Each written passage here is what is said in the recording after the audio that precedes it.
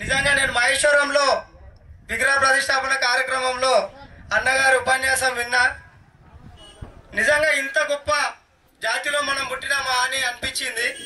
ఎందుకంటే సరే మన సర్దార్ పాపన్న గౌడ్ చేసినటువంటి ఆ రోజు చేసినటువంటి కార్యక్రమం ఏంది అనేది అన్న కూలంకషంగా తెలుసుకొని తెలంగాణలో ఉన్న ప్రతి ఒక్కరికి, ప్రతి గౌడుకే కాదు ప్రతి ఒక్కరికి కూడా సర్దార్ పాపన్న ఈ తెలంగాణ రాష్ట్రంలో ఏం చేసిండు, బహుజనుల అధికారం కోసం దళితులు గిరిజనులు అధికారంలోకి రావాలంటే ఏం చేయాలి, మనం ఎలా ఐకమత్యంగా ఉండాలి అని చెప్పేసి ఆ రోజు అన్న చెప్పిన తర్వాత పాపన్న గౌడు జీవిత చరిత్ర బుక్ తీసుకొని చదవడం జరిగింది. ఒక చిన్న గౌడ కుటుంబంలో పుట్టినటువంటి పాపన్న వాళ్ళతో పాటు ఉన్నటువంటి స్నేహితులు అందరినీ కలుపుకొని, ఇక్కడ కూడా మా స్నేహితులు అందరు ఉన్నారు, ఎక్కడ విధంగా ఏ కులం అనకుండా అన్ని కులస్తులను కూడా కలుపుకొని తను ముందుకెళ్ళి రాజ్యాధికారానికి వెళ్ళిపోయి గోల్కొండ కోటను వెళ్తున్నటువంటి ఆ రోజు ఉన్నటువంటి రజాకారులను ఎదిరించి గోల్కొండ కోటను కూడా 3 నెలల కాలం పాటు పరిపాలించినటువంటి ఒక గొప్ప చక్రవర్తి మన సర్దార్ పాపన్న గౌడ్. ఒక్కటి విషయం ఏంటంటే ఇందాక యాదగిరి అన్న చెప్పినట్టు అందరికీ చేసినప్పటికీ ఎవరో ఒకరు ఎత్తుకుంటేనే కానీ మనము ముందరికి వచ్చే పరిస్థితి లేదు. అందరు కలిసి బహుజనులు అందరు కలిసి నిలబెట్టుకొని పూజించాల్సినటువంటి వ్యక్తి సర్దార్ పాపన్న గౌడ్ గారు. కానీ తను ఏదైతే గౌడ జాతిలో పుట్టింది కాబట్టి అది మన ఒక సంకల్పంగా తీసుకొని మన బాధ్యతగా తీసుకొని మేము కూడా ఆ రోజు అన్న చెప్పినటువంటి మాటలకు నిజంగా ఆ రోజే నిమగ్నమై ఆ రోజే ముగ్ధులమైపోయి ఎట్టి పరిస్థితుల్లో పెట్టాలని చెప్పేసి మా గౌడ సోదరులు అందరూ కూడా పేరు పేరున ప్రతి ఒక్కరూ సహకారం చేయడం జరిగింది. అందరం తలా 10,000 వేసుకున్నాం అన్న. మాది ఇక్కడ ఒక 10-14 ఇండ్లు ఉంటాయి, అందరం 10,000 వేసుకున్నాం. సరిపోనప్పుడు మా విగ్రహదాత ఇంద్రకండి వెంకటేష్ గౌడ్ గారు, అదేవిధంగా రాజేందర్ గౌడ్ గారు ఇంకా కొద్దిగా ముందుకొచ్చి మా సుధీర్ గౌడ్ అన్న గారి యొక్క సహకారంతో ఈరోజు ఈ విగ్రహం పెట్టడం జరిగింది. విగ్రహ ప్రతిష్టాపనకు ముఖ్యమైనటువంటి కారణం ఏంటంటే మన బహుజనులు బడుగు బలైన వర్గాలైనటువంటి హరిజన గిరిజనులు బహుజనులము అందరం కలిసిమెలిసి వెళ్ళాలని దానికి ఒక స్ఫూర్తి కేంద్రమే సర్దార్ పాపన్న అని నేను భావిస్తా ఉన్నాను. మరి ఈ కార్యక్రమాన్ని ఉద్దేశించి ఎవరైతే గౌడ సోదరులారో దయచేసి ఫోటోలు అన్నగారి ఉపన్యాసం అయిపోయిన తర్వాత వద్దన్నా మనం అందరం ఫోటోలు దిగుతాము. పాపన్న గురించి తెలుసుకున్న తర్వాత అందరు కూడా ఇక్కడికి రావాలని కోరుచున్నాము. గౌడ సోదరులు ఎవరు కూడా దయచేసి ఆ ఫోటోలు అన్ని ఇక్కడ ఆపేసి వేదిక ముందుకు రావాలి. ఇప్పుడు మన ముఖ్య అతిథి ప్రియతమ నేత మన గౌడ జాతి ముట్టు బిడ్డ అన్న సర్దార్ స్వామి గౌడ్ అన్న గారిని తమ అమూల్యమైన సందేశం ఇవ్వవలసిందిగా కోరుచున్నాం. జై గౌడ జై గౌడ జై గౌడ జై గౌడ.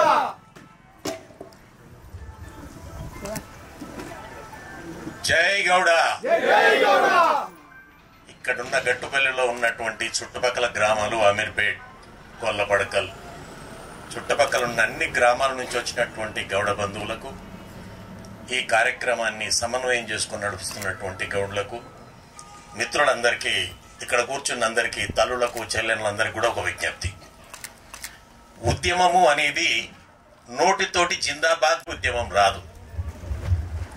ఉద్యమం ఎప్పుడొస్తుంది, ఊపు ఎప్పుడొస్తుంది, చైతన్యం ఎప్పుడొస్తుంది? కడుపులో ఉన్నటువంటి బొడ్డును ఏమంటారు? గరిమనాభి అంటారు. గరిమనాభి. గ్రామంలో బొడ్రాయి ఏ విధంగా అయితే గ్రామానికి గరిమనాభో అదే విధంగా మానవ శరీరానికి ఈ బొడ్డు గరిమనాభి. అంటే నినాదం ఇస్తే గరిమనాభి నుంచి తన్నుకొని రావాలి పైకి. ఎప్పుడైతే నినాదం గరిమనాభి నుంచి తన్నుకొని వస్తుందో ఆటోమేటిక్ గా పిడికిలి బిగించుకుంటది. ఒక్కసారి పిడికిలి బిగించుకుంటే శరీరంలో ఉన్న శక్తి అంతా ఆ పిడికిల్లోకి వస్తుంది. అది ఉద్యమ రూపు తీసుకుంటది. ఏ ఉద్యమకారునన్నా తీసుకోండి, చనిపోయేటోని తీసుకోండి, భగత్ సింగ్ తీసుకోండి, ఆజాద్ చంద్రశేఖర్ తీసుకోండి, వీళ్ళందరూ కూడా పిడికిలి బిగించి చనిపోయారు. పిడికిలి బిగించాలి. ఆ పిడికిలి బిగించాలంటే ఇక్కడి నుంచి నినాదం తన్నుకొని రావాలి పైకి. భగవంతుడు 2 చేతులు ఇచ్చిండు. 2 చేతులు జోల్లో పెట్టుకొని జై గౌడ అంటే జై గౌడ ఏదో అన్మన్నరందామన్నట్టు అంటే ఉద్యమాలు రావు. అందుకే భగవంతుడిచ్చిన 2 చేతులు లేపి జై కొట్టాలి. జై గౌడ, జై గౌడ. అది ఉద్యమం అంటే. వేదిక మీద ఉన్న పెద్దలు, నాకన్నా ముందు మాట్లాడినటువంటి మిత్రులు, ఇక్కడ ఉన్నటువంటి వేదిక మీద ఉన్నటువంటి పెద్దల్లో చాలా సంతోషకరమైనటువంటి అంశం ఏమిటి అంటే, కార్యక్రమం గౌడ సంఘం ఏర్పాటు చేసిన ఇక్కడ బహుజన సమాజానికి సంబంధించినటువంటి అందరు నాయకులు వేదిక మీద ఉండటం సంతోషకరం. సర్దార్ సర్వాయి పాపన్న ఆశయం సర్వజనులను మొత్తం ఏదైతే కుల మతాలకు అతీతంగా చేతి వృత్తులు పనిచేసుకునేటటువంటి పని వాళ్ళందరూ కూడా ఒక మాట మీద ఉండాలనేది సర్వాయి పాపన్న గారి ఆశయం. ఆ ఆశయానికి అనుగుణంగా ఈ రోజు మొట్టమొదలుగా గౌడ్ల కన్నా ముందు ఎస్సీ, ఎస్టీ, బీసీ, కుమ్మరి, మంగరి వారికి సన్మానం చేయటమే గౌడ్ల యొక్క ముఖ్య లక్షణం. గౌడు ఈ రోజు గ్రామంలో బాగుపడుతున్నాడు అని అంటే ఈ కులాలు బాగుంటేనే గౌడు బాగుంటాడు. గౌడు ఒక్క దుకాణం బాగుంటే మిగతా 10 కులాలు బాగుంటాయి. ఒక్క కల్ దుకాణం జోరుగా నడుస్తున్నది అంటే ఉత్తగానే కలు అయిపోతారు. ఆడికెళ్ళి జోరుగా నడుస్తున్నది అంటే ఆడ చేపలు ఉండాలి, ఆడ బజ్జీలు ఉండాలి, ఆడ మటన్ ఉండాలి. ఇవన్నీ ఉంటే తప్ప కల్ దుకాణం నడవదు. ఇవన్నీ ఎవరు? ఒకరు బెస్తోళ్ళు, ఒకరు కుమ్మరోళ్ళు, ఒకరు మంగళోళ్ళు, ఒకరు కాపులు, వీళ్ళందరూ కలిసి చేసినటువంటి కార్యక్రమమే కళ్ళు దుకాణం. ఈ కళ్ళు దుకాణంలో ఒక గొప్ప లక్షణం ఉంది గౌండ్లోని ఇంట్లో. అందరికీ తెలుసు, మీకు ఒకసారి జ్ఞాపకం చేస్తున్నా. ఆ లక్షణం ఏమిటి అంటే, మా ఇంట్లో కళ్ళమ్ముతుంటే మొట్టమొదలు వచ్చిన కోడలామె లోపట కూర్చొని తాగుతుంటది, ఒక రూమ్ లో కళ్ళు తాగుతుంటది. తర్వాత వచ్చిన అత్తగారు ఇంకొక రూమ్ లో కళ్ళు తాగుతుంటది. అత్త తాగేది కోడలు తెలియదు, కోడలు తాగేది అత్త తెలియదు. మళ్ళీ ఇద్దరికి సప్లై చేసేటోడు కళ్ళు తీసుకుపోయేటోడు ఒక్కడే. కానీ పొరపాటున కూడా గౌడు ఎప్పుడు రహస్యాన్ని బయట పెట్టి నీ కోడల రూమ్ లో ఉన్నదని ఇషారా చెయ్యడు. అంత సీక్రెట్ గుండెల్లో ఉంటది గౌడుకు. గ్రామంలో రాజకీయాలు నడుస్తున్నాయంటే, గ్రామంలో ఎలక్షన్లు వచ్చినాయంటే మొత్తం రాజకీయాలు గౌండ్లో కొనసాగుతాయి. కానీ పొరపాటున అగో వాడు వచ్చిండు, వీడు దాకా ఇట్లా మాట్లాడిండు అని పొరపాటున గౌడు గాని కళ్ళందించేటోడు బయట పోయి చెప్పడు. కాబట్టి మిత్రులారా, గౌండ్లోడి గుండెల్లో రహస్యాలు దాగి ఉంటాయి, కానీ ఎప్పుడు కూడా బయట పెట్టాడు. అంత గొప్ప కులం గౌడ కులం. ఇక గౌడ కులంలో ఇంకో లక్షణం ఉంది. ఆ ఊర్లో ఎస్సీలు ఉంటారు, మన సోదరులు. వాళ్ళను అన్న అని పిలుస్తాం, బావ అని పిలుస్తాం. ముద్రాజులు ఉంటారు, అలా ఏం మామా కనబడకపోతే అంటాం. పొలం కాడ కాపాయన ఉంటాడు, రెడ్డి పట్టెలు ఉంటాడు, ఏం పట్టెలో క్యాకర్రే అని చెట్టు మీదకి వెళ్ళి వల్కరిస్తాడు. ఈ గొప్ప లక్షణం వేరే ఏ కులంలో కనబడదు మిత్రులారా. ఇంత లక్షణం ఉన్నటువంటి గౌడ కులం అసలు పుట్టింది ఎట్లా? అసలు గౌడ కులం వచ్చింది ఎక్కడి నుంచి? మీకు అందరికీ తెలియని విషయం కాదు, నేను ఒకసారి జ్ఞాపకం చేస్తున్నా. ఏ జాతిలో ఏ కులంలో ఒకే గోత్రం ఉండదు మిత్రులారా. ఒక్కసారి తెలంగాణలో, ఆంధ్రప్రదేశ్లో, కర్ణాటకలో ఈ 3 రాష్ట్రాల్లో గౌండ్లకు ఒకే ఒక గోత్రం ఉంటది. అది కౌండిన్య గోత్రం. ఈ కౌండిన్య గోత్రం కొంత వెనుకకు, ఇంకా కొంత 2 అడుగులు వెనుకకేస్తే బాపనాయనకు ఉన్నది. ఆ బాపనాయన ఎవరు? జంగమాయన. ఆయన కూడా కౌండిన్యంలోకి వచ్చాడు. ఈ కౌండిన్య మహాముని ఒకనాడు పైనుంచి పార్వతీ పరమేశ్వరులు పోతూ ఉంటే ఒక చెమట చుక్క గాలికి వస్తున్నదట. ఆ గాలికి వస్తున్నటువంటి చెమట చుక్క ఏదైతే పోతుందో అది వేస్ట్ గా పోతుందని చెప్పి వాయుదేవుడు దాన్ని తీసుకెళ్లి పార్వతీదేవి గారు స్నానం చేసే గుండంలో పడేసిందట. ఆ గుండంలో పడినటువంటి ఆ నీటి చుక్క, చెమట చుక్క అక్కడ కౌండిన్య మహాముని జన్మించాడు. కాళ్ళు పైకి పెట్టి తల కిందకి పెట్టి పెయ్యని రుద్రాక్షలతోటి ఆమె స్నానం పోయి చేసేటప్పుడు కనబడితే అప్పుడు వాళ్ళందరినీ పిలిచి చెప్పిందట, ఎవరు ఈయన అంటే అప్పుడు చెప్పారు, ఈయన పరమేశ్వరి అంశను పుట్టిన ఆయన కౌండిన్య మహర్షి అని. ఆయనే కౌండిన్య మహర్షి. మరి కౌండిన్య మహర్షి పుట్టినంత మాత్రాన మనకాయన గోత్రం ఎందుకు వచ్చింది? ఈ కౌండిన్య మహర్షి పిల్లలు లేరు. పిల్లలు లేకపోతే ఒక రోజు ఆయన మన దగ్గర అప్పుడప్పుడు డిమాండ్లు పరిష్కారం చేసుకోవడం కోసం చేస్తుంటాం నిరాహార దీక్షలు. ఇప్పుడు కొన్ని పార్టీలు రైతులకు రుణాలు మాఫీ చేయాలని నిరాదీక్ష చేస్తున్నాయి. కొన్ని పార్టీలు విద్యార్థులు ఇంకోటి అంటే డిమాండ్ సాధించుకోవడానికి నిరాహార దీక్షలు ఈ రోజు వచ్చినాయి. ఆ రోజు తపస్సు, ఆ రోజు ఏముండే తపస్సు చేసేవాళ్ళు. అప్పుడు కౌండిన్య మహర్షి ఒక దేవాలయంలో అడవిలో తపస్సు చేస్తూ ఉంటే ఈ పార్వతీ పరమేశ్వరులు పైకి వెళ్ళిపోతున్నారట. పోతుంటే అప్పుడు పరమేశ్వరుడు అన్నాడట, అమ్మా దేవి, పార్వతీదేవి గారు నాకు దప్పుకేస్తున్నది, తిప్పుతా ఉన్నావు, నీకు ఇష్టం వచ్చిన 50 పెన్నులు తిప్పినట్టు నన్ను పైన తిప్పుతున్నావు, నాకు దూపైతున్నది అన్నాడట. అప్పుడు ఆమె, అయ్యా ఆయనకు దూపైతే ఆ రోజుల్లో ఈ రోజు కూడా దూపైంది అంటే ఏమైనా కానీ కారాపంటది, ఉరికి ఒక బాటలు కొనుక్కొస్తా భార్య. ఆ రోజు పైన ఆగి కిందికి చూసిందట. ఆమె కిందికి చూస్తే ఆ కౌండిన్య మహర్షి గారు అక్కడ తపస్సు చేస్తున్నాడు. ఆ తపస్సు చేస్తుంటే వీళ్ళిద్దరు వస్తే వీళ్ళు మారువేషాలు వేసుకొని ఆమె దగ్గరికి పోయి, అయ్యా పెద్ద ఆయన, మా ఆయనకు దాహం వేస్తున్నదట, నువ్వు ఏదన్నా పరిష్కారం చూపెట్టు, కొద్దిగా మంచినీరు ఏమన్నా ఉంటే తీర్థం ఇయ్యనదట. అప్పుడు కౌండిన్య మహర్షి అడవిలో కదా తపస్సు చేస్తున్నాడు, తన చేతి కింద అంటే ఋషులు తపస్సు చేసే చేతి కింద చేయి కింద పడకుండా కమండలాన్ని పెట్టుకునేవారు. కమండలం మీద చెయ్యి పెట్టుకున్నటువంటి మహర్షి అప్పుడు అన్నాడట, అమ్మా నేను ముసలోని ఏదో తపస్సు చేసుకుంటున్నా, నా దగ్గర ఏముంటుంది తల్లి అంటే, పెద్దలు మీరే దారి చూపియండి అంటే, అప్పుడు తన కమండలాన్ని తీసి పక్కనున్నటువంటి ఈత చెట్టుకు మొదలుకు ఇట్లా కొట్టిండట. ఆ ఈత చెట్టులో నుంచి వచ్చినటువంటి నీరా, బిడ్డ అక్కడ కుండ ఉన్నది పట్టుకొని మీ భర్తకు దాపు అన్నాడట. అది తీసుకొని పోయి తన భర్తకు దాపిందట. భర్తకు దాపినప్పుడు ఆయన, దేవి ఇంతవరదాకా నేను అనేక మంచినీరు తాగినా గాని ఎప్పుడు నా గుండెలు ఇంత చల్లబడలేదు, ఈ కారణం ఏంటి, దీంట్లో ఏమున్నది, ఆయన ఎందుకు గుండెలు చల్లబడ్డాయి అంటారు మీరు, గొంతు ఎందుకు చల్లబడ్డది, ఎప్పుడు ఆయన గొంతు బగబగ మండుతూ ఉంటది. కారణం సముద్రాన్ని చిలికినప్పుడు అందులో నుంచి వచ్చినటువంటి విషయాన్ని ఎవరు తాగుతారు, ధైర్యం ఎవరుకున్నది, ఇది తాగితే తప్ప అమృతం బయటికి రాదు. అయితే ఆ విషయాన్ని ఎవరు తాగుతారంటే అప్పుడు పరమేశ్వరుడు తీసుకొని ఆ విషయాన్ని తాగాడు. ఆ విషయం ఈ గొంతులో ఆపుకున్నాడు ఆయన. ఆ రోజు నుంచి అది నల్లగా కందిపోయింది.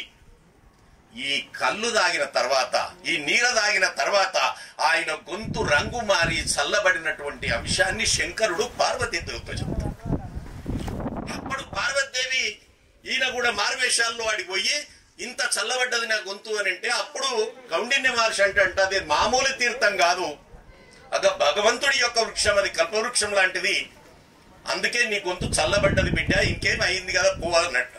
కాదు, మీరు ఇంత చక్కటి పరిష్కారం చూపించినందుకు నేనేదన్నా ఆ రోజుల్లో ఏదన్నా ఇస్తే, మన ఇంట్లోకి వెళ్ళి బియ్యం ఇస్తే మనకి ఇంకోటి ఇచ్చిపోయేవారు.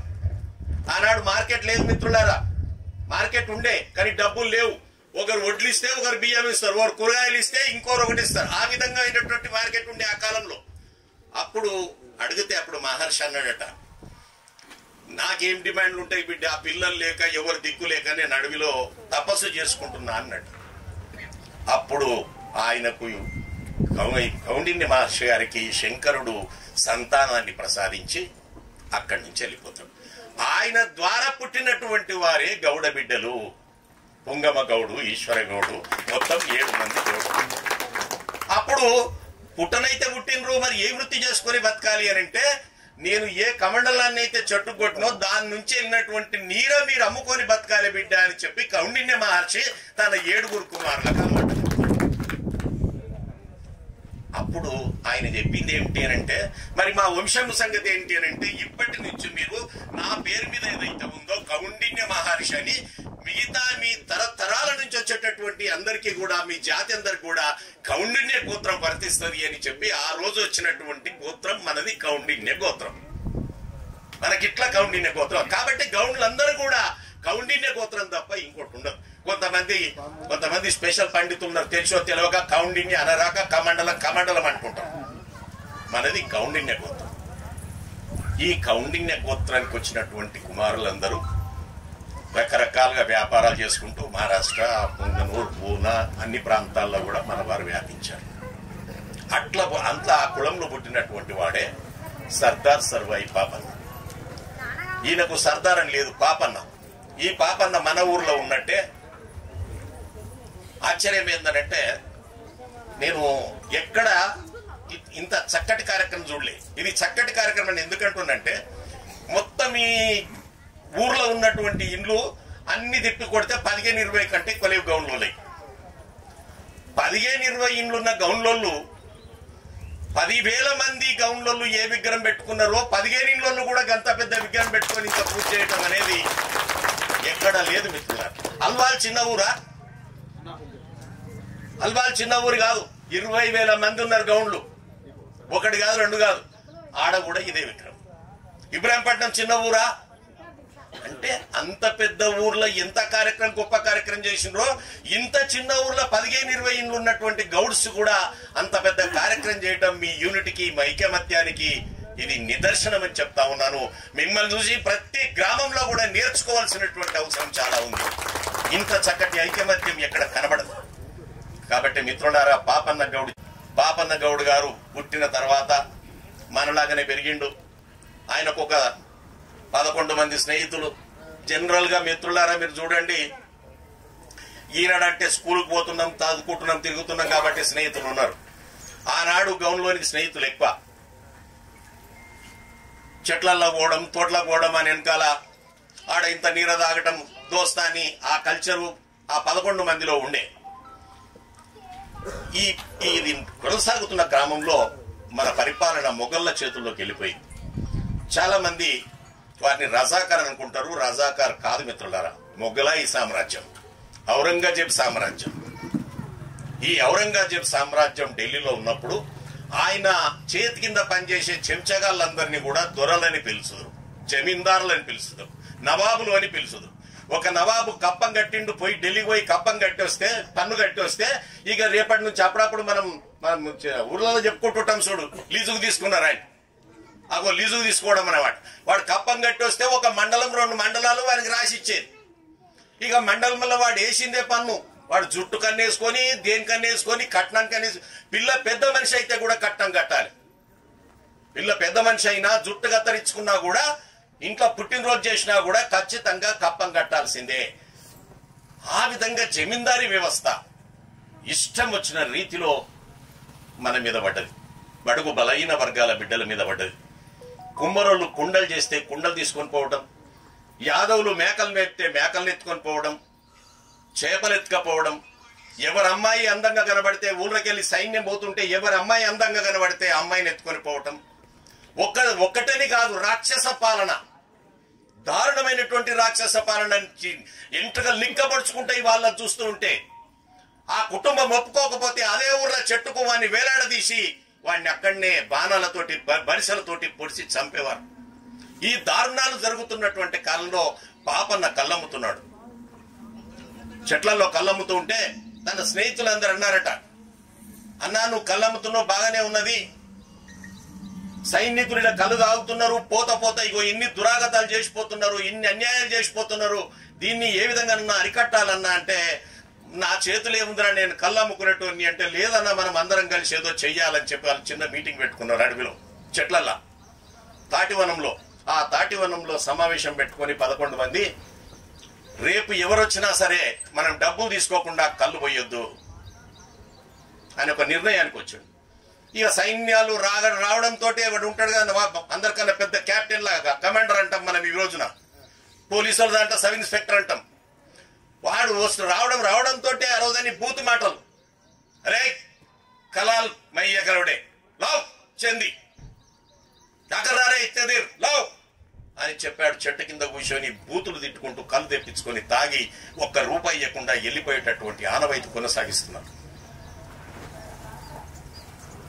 1/2 కిలోమీటర్ ఉన్నంతోటి తాటి చెట్టు వాడెక్కి, తాటి జర్రెలు పడుతున్నా, పాములు వారుతున్నా, పిడుగులు పడుతున్నా, వర్షం పడుతున్నా కూడా తన కుటుంబం కోసం గౌన్లోడంతా కష్టపడి కళ్ళు తీసుకొచ్చి, నీ అయ్యా జాగిరా నీకు పుక్కట్లో పోయడానికి, నీకు ఫ్రీగా పోయడానికి,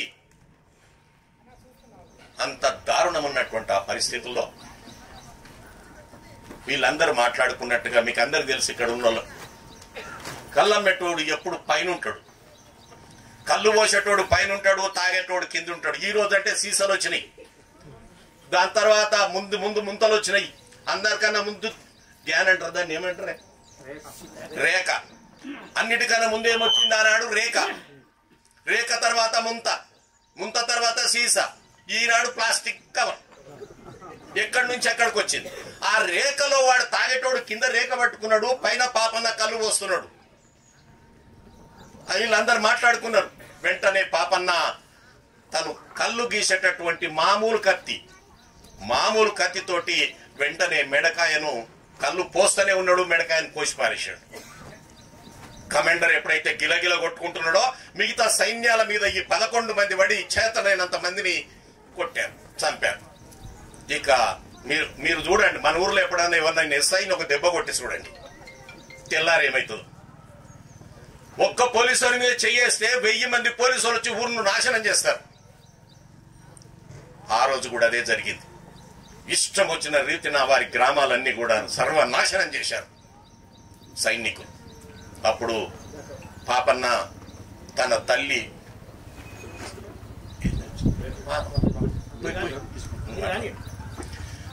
అప్పుడు వచ్చినటువంటి వారందరూ కూడా పాపన్న వెంటనే 11 మందిని తీసుకొని అడవిలోకి వారిపోయి ఆడ ఉన్నటువంటి అమ్మ దాపెట్టుకున్నటువంటి డబ్బు తీసుకుపోయి ఆయన 15 గుర్రాలు కొన్నాడు. ఆ 15 గుర్రాలు కొన్న తర్వాత ఇక అడవిలో ఉండడం, తల్లితోటి పారిపోయిండు, అడవిలో ఉండి బతకడం, అక్కడి నుంచే కార్యక్రమం ఆయన దాడి చేయటం మొదలుపెట్టాడు. మీరు ఆశ్చర్యపోతారు, 18 కోటలు జయించాడు. 11 మందితో స్టార్ట్ అయినటువంటి పాపన్న సైన్యం 6 నెలలు తిరిగే లోపల 18,000 సైన్యం తయారైంది. ఈ 18,000 సైన్యం కూడా అందరూ కూడా పొలాలు కుదబెట్టినోళ్ళు, దొరలతో దెబ్బలు తిన్నోళ్ళు, జమీందారులతో తన్నులు తిన్నోళ్ళు వీరందరూ కూడా. అప్పుడు ఈ 18,000 సైన్యం తోటి ఆయన గెరిల్లా యుద్ధం ద్వారా కోటలను జయించడం మొదలుపెట్టాడు. ఎప్పుడైతే 10 కోటలు జయించాడో మొఘలాయి సామ్రాజ్యానికి అక్కడ ఉన్నటువంటి తానిషాకు కబరందింది, పాపన్న మహా డేంజర్, పరిస్థితి బాగలేదు, వీడిని ఎట్లాగైనా చంపాలని చెప్పి ఆలోచన చేశారు. అప్పుడు ఆయన హైదరాబాద్ నగరం అరాచకంగా ఉంది, అనావృష్టితో ఉంది. ఆ సమయాన్ని ఎంచుకున్నటువంటి పాపన్న ఏకంగా హైదరాబాద్ గోల్కొండ కిల మీద దాడి చేశాడు. గోల్కొండ కిల మీద దాడి చేసినటువంటి పాపన్న కిలను ఆక్రమించుకున్నాడు. గోల్కొండ కిలను ఆక్రమించుకున్నటువంటి ఒక మామూలు గౌడు బిడ్డ తన 11 మంది బహుజన నాయకులతోటి కోటను ఆక్రమించి ఆ కోటను సైన్యాధికారికి అప్పచెప్పాడు. అంతకుముందు గెలిచిన భువనగిరి కోట ఒక ఎస్సీకి అప్పచెప్పాడు. ఒక్కొక్క కోట ఒక్కొక్క కులపోడిని రాజు చేసి వచ్చాడు. ఏ కోటలు కూడా తన రాజు ఉండలే.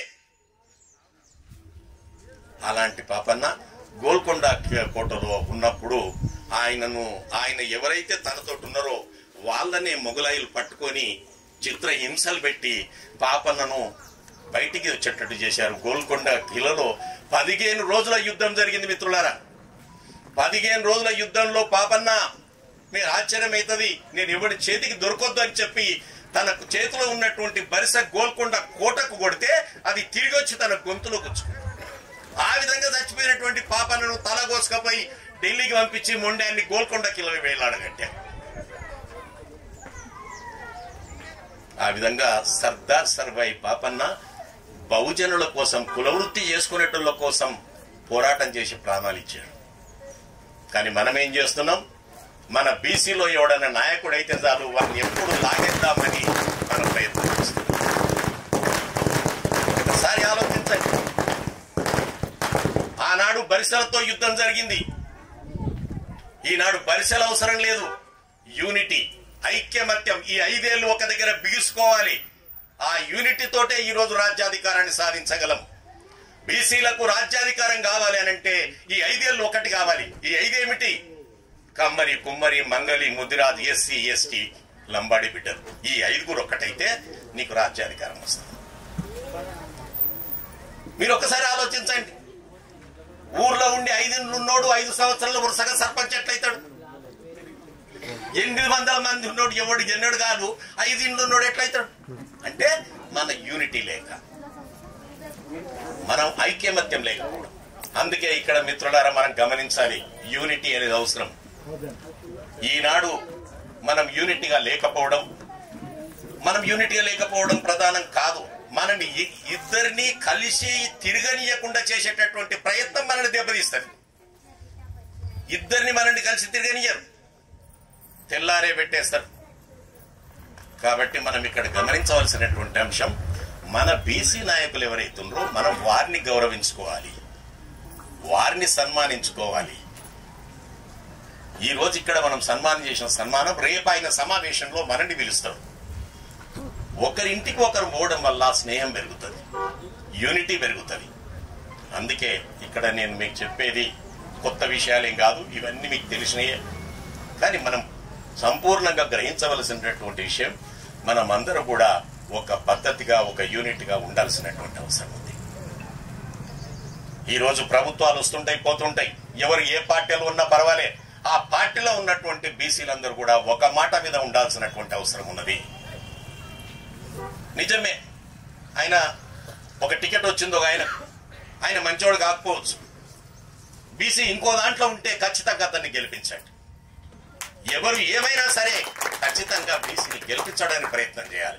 రాజ్యాధికారం కోసం తహతాలాడేటటువంటి మనం బీసీలను గెలిపించాలి. అన్నిటికన్నా ప్రధానం, పాలెక్కే వృత్తి ఉన్నది, చేస్తున్నారు. కానీ చదువు కూడా అదే అంతే ముఖ్యమైంది.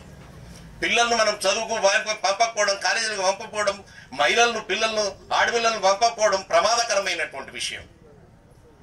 ఈ రోజుల్లో మనం చూస్తున్నాం, ఎవరైనా స్కూల్కి పోయిందంటే పొరపాటున అమ్మాయి చెప్పది. ఎందుకంటే మన దరిద్రం గుణం మన బిడ్డకి ఎరక.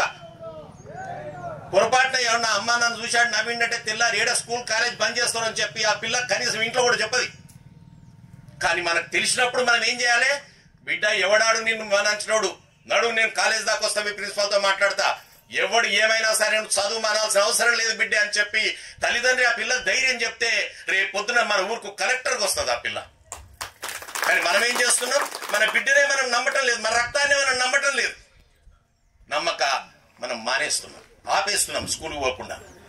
కాబట్టి నేను ఇక్కడ ఉన్న బీసీ నాయకులకు, బీసీ తల్లులకు విజ్ఞప్తి చేస్తున్నా, పిల్లలను చదువు పొరపాటున కూడా ఆపకండి. తొందరపడి పెళ్లి గురించి ఆలోచన చేయకండి. పెళ్లి జరుగుతుంది, పెళ్లి చేసుకుంటది, కానీ పెళ్లి చేసి చదువు ఆపేయటం వలన ఆ పిల్ల భవిష్యత్తు పాడు చేస్తున్నాం, కాళ్ళ మీద నిలబడలేని పరిస్థితి చేస్తున్నాం. ఎప్పుడైతే ఇంట్లో ఉన్నటువంటి మహిళ కాళ్ళ మీద, సొంత కాళ్ళ మీద నిలబడతారో అప్పుడు ఈ దేశం బాగుపడుతుంది. సబితా మేడం ఎమ్మెల్యే అయితే జై జై కొట్టే మనం మన బిడ్డను ఎందుకు పంపుతలేమని అడుగుతున్నా. ఎందుకు మన బిడ్డ రేపొద్దున సబితా మేడం కాదు, మన కూతురు కూడా సబితా మేడం అంత ఎత్తగాలి అయినాక చేయకొట్టుడు కాదు. నాయకులు కావడానికి ఏం చేయాలో తల్లిదండ్రులుగా, బీసీలుగా, గౌడ్లుగా మనం ఆలోచించవలసినటువంటి అవసరం. అందుకే ఈరోజు మీకు చెప్తా ఉన్నా, రంగారెడ్డి జిల్లాలోని ఒక ఆడపడుచుగా, ఒక మహిళగా పేరుని తీసుకొచ్చినటువంటి సబితా మేడం గారు ఈ రోజు తన వంతు కార్యక్రమంగా అనేక మంది మహిళల పిల్లలకు తన సాయం అందిస్తాడు. మనం ఆ సహాయాన్ని తీసుకోవాలి, తీసుకొని ఆమెలాగా ఎదిగేటట్టు ప్రయత్నం చేయాలి. అందుకే నేను మీకు విజ్ఞప్తి చేస్తా ఉన్నా, ఎవరు ఎందులో ఉన్నా సరే బీసీలుగా మన యొక్క యూనిటీ నిలబెట్టుకోవాల్సినటువంటి అవసరం ఉందని అందరినీ. అక్కగారికి స్వాగతం, మోస్ట్ వెల్కమ్ తల్లి.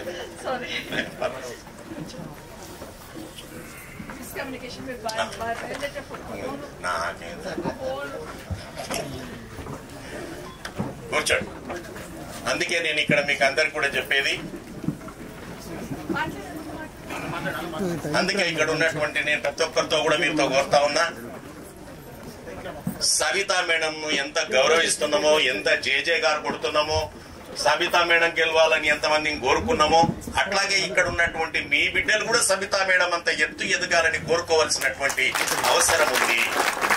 ఆ పిల్లలకు ఆ విధంగా సహాయం అందించవలసినటువంటి అవసరం ఉంది. పిల్లలను కాలేజీలు ఆపకుండా చదువు చెప్పాల్సినటువంటి అవసరం ఉంది. నువ్వు తాడి చెట్టెక్కి అన్ని బాధలు పడి, తేనెటీగలు గలుస్తుంటే, తాటి జర్రెలు గలుస్తుంటే, పాములు మీద వారుతుంటే అంత దూరం నుంచి కళ్ళు తీసుకొని వచ్చి ఆమె జీవనం ఏర్పాటు చేస్తున్నవే, మరి ఆ అమ్మాయి కూడా కాళ్ళ మీద నిలబడడానికి ఏర్పాటు చేయాలి. కాబట్టి మిత్రులారా, ఇక్కడ ఉన్న మీకు అందరికి కూడా నేను మరొకసారి కోరుకుంటా ఉన్నా, గౌడ బిడ్డలు కానీ, బీసీ బిడ్డలు కానీ, ముదిరాజ్ బిడ్డలు కానీ, ఎస్సీ ఎస్టీలు కానీ చదువును నిర్లక్ష్యం చేయకూడదు. దయచేసి పిల్లలను చదువుకోవడానికి పంపండి. నాయకులుగా ఎదగడానికి అవకాశం ఇవ్వండి. ఇక్కడ ఉన్నటువంటి యంగ్స్టర్స్ ఉన్నారు, అంత యంగ్ ఉన్నారు.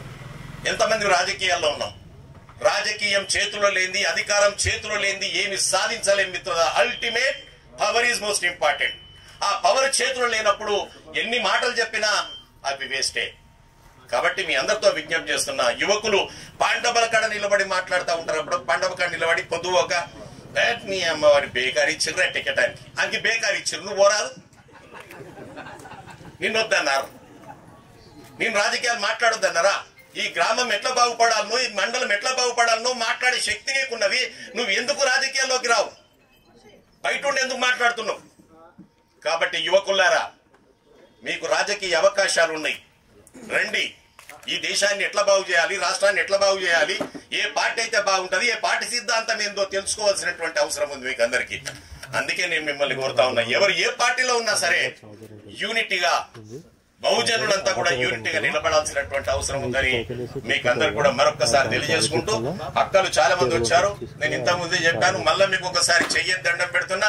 ఆడపిల్లలను కొట్లాడనన్న కొట్లాడు, తన్నులన్న తిను, అంబలన్న దాపై, స్కూల్ మాన్పియకుండా పిల్లలను కాలేజీకి పంపించాలి, స్కూల్ పంపించాలని మీ అందరితో నేను కోరుకుంటూ, సర్దార్ సర్వాయి పాపన్న ఏ ఐకమత్యం కోసం అయితే పోరాటం చేసి ప్రాణాలు అర్పించిండో వారిని ఆ ఐకమత్యం కొనసాగించాలని, రేపు రాబోయేటటువంటి పరిస్థితుల్లో మన యొక్క హక్కులు కాపాడుకోవడానికి ఎవరు ఎందులో ఉన్నా సరే హక్కుల పోరాటంలో ముందుండవలసిందిగా మిమ్మల్ని అందరినీ నేను కోరుకుంటూ, ఇంత చిన్న గట్టుపల్లి 20 ఇండ్లున్నాయి. గట్టుపల్లిలో 20,000 ప్రోగ్రాం చేసేట్లుంటుందో ఆ విధంగా పాపన్న గారి విగ్రహం పెట్టినందుకు మీకందరికి కూడా చేతులెత్తి నమస్కారం చేస్తూ, అక్కగారు నన్ను క్షమించాలి, నేను జనరల్ గా టైంకి వచ్చేసిన కాబట్టి ఇన్ఫర్మేషన్ ఇలే టోటల్ వెరీ సారీ. మీ అందరి తరఫున అక్కగారిని క్షమించవలసిందిగా కోరుకుంటూ, నేను మీకు మరొకసారి విజ్ఞప్తి చేస్తా ఉన్నా, మిత్రులు, యువకులు,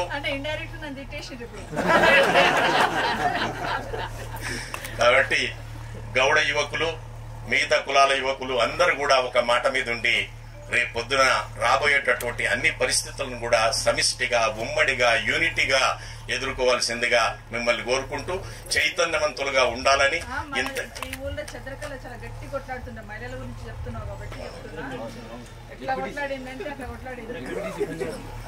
చంద్రకళ గారు మహిళల కోసం పోరాటం చేసిందంట. నేను మరొకసారి వారికి కూడా ధన్యవాదాలు తెలియజేసుకుంటా ఉన్నా.